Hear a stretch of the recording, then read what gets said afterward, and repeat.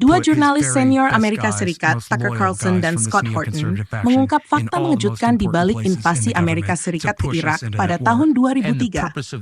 Menurut mereka, perang tersebut bukan semata-mata soal senjata pemusnah massal atau mengamankan sumber daya minyak bagi Amerika, melainkan demi kepentingan strategis Israel.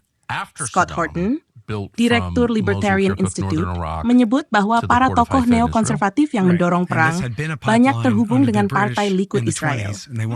Mereka disebut ingin membangun kembali jalur pipa minyak dari Mosul ke Haifa, yang sempat terputus usai Perang Teluk tahun 1991. Lebih jauh, Horton menyebut Donald Rumsfeld, mantan Menteri Pertahanan Amerika Serikat, pernah menekan Saddam Hussein pada tahun 1983 untuk membangun pipa minyak menuju Aqaba dengan cabang ke Israel.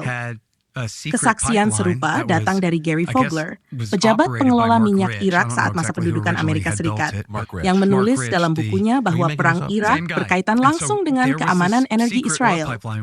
Bahkan Perdana Menteri Israel Benjamin Netanyahu, menurut Horton, pernah mengatakan mereka berjanji akan membangun kembali pipa Haifa. Tucker Carlson menegaskan, jadi kalau ada yang bilang perang ini demi minyak, memang benar. Tapi bukan untuk kita. Part of that was so that they could rebuild this pipeline to make up for that loss.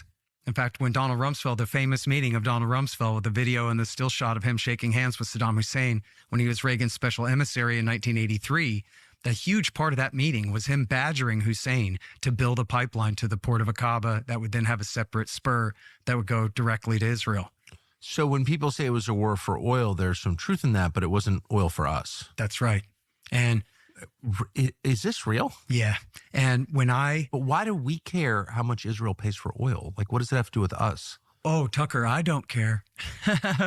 But David Wormser and them are essentially Likud guys. I mean, Douglas Feist's law partner, Mark Zell, who's a riot if you follow him on Twitter these days, he represents settlers on the West Bank. I mean, these guys are but what does very this have close to do with the United Likud. States? Yeah, exactly.